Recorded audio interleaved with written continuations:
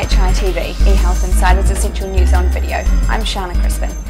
The biggest news story of this week has been the aftermath of the government's 8-week listening exercise. The Future Forum has been discussing the proposed health reforms with the public since the government took a break in proceedings since April. With me I have Lyn Whitfield, Managing Editor of eHealth Insider, to discuss this week's developments. Firstly, Lynn, let's begin with the recommendations made by Professor Steve Field, Chairman of the Future Forum. What do you make of these? Well, I was down at the press conference that Steve gave at the King's Fund, and my take was that Steve had got really into the listening exercise. He'd gone away, he'd really thought carefully about what he wanted the NHS to look like, how he thought it needed to work to meet some of the challenges ahead of it. And he'd come up with what was quite an impressive vision for integrated care that did answer some of the questions about where we might fit competition and patient choice and things like that. And he also had a much bigger role for patient voice than I think the government wanted, i.e. he really saw citizens getting involved, being able to challenge some of the new organisations that are being set up. His problem, probably, is that all he could do, though, was make some recommendations to the government about how to change its health bill.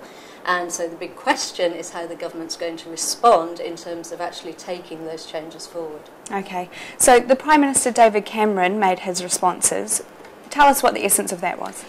This is more complicated because obviously he went along to Guy's Hospital in London. He had Nick Clegg, the Deputy Prime Minister, and Andrew Lansley with him. They did this big, we've been listening, we've really listened, you know, okay guys, we get it kind of response. But as I say, the crucial question now is how are they actually going to take that forward? They've undoubtedly accepted most of what Steve was saying in terms of the actual recommendations that he made, but they haven't quite accepted all of them.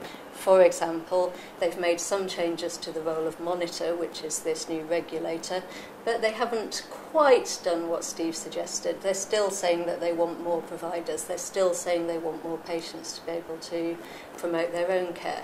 So the big question is going to be what it looks like on the ground, I think. How are these reforms going to play out in practice? Okay, you've touched on it now, but the Department of Health has announced it's going to make changes to the bill in line with these recommendations. What are going to be some of the key things that we see from this? I think one of the key things is that we're definitely going to see more people involved in the commissioning consortia. They're not even called GP commissioning consortia anymore. Nurses and doctors are going to be involved. There's going to be a lot more lay people involved, and that's going to take them back much more in line with the PCGs, the PCTs, the other type of bodies that we're used to seeing. They're going to have to meet in public. That's going to be very important. They're going to have to be much more transparent. So I think those are all good things. As I say, the key question remains around the competition element. They've said that the Secretary of State is going to give a mandate to the NHS Commissioning Board, which is then going to give a mandate to the NHS, trying to explain how integration and competition should work. Then Monitor's going to come in and try and make sense of all that and decide whether everyone's playing by the rules. So the big question is going to be, on the ground, who's most powerful? Is it going to be the Commissioning Board? Is it going to be Monitor? Is it going to be the local organisations? And we'll probably just have to wait a few years to find all that out. Okay, so what is this going to mean for people working in the NHS and particularly in IT? I think, unfortunately, it's going to mean even more delay. Steve Field made a really big plea at the press conference to the government to stop bashing the managers, to stop saying that bureaucracy was terrible. He made a big case for management being very, very important. For some of the people we write about being very, very important, you know, IT managers, people who keep the systems up and running and everything working. But unfortunately, the effect of the pause is going to mean it'll be a long time before the bill gets back into Parliament. It probably won't be there until September. Then there'll have to be another political row while it actually all gets passed.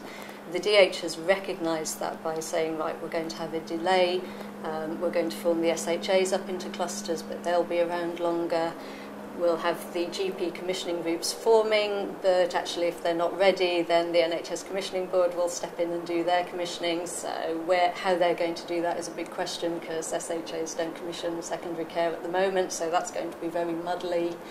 And we've also had a delay on the foundation trust status. Effectively, they've given everyone 2 more years.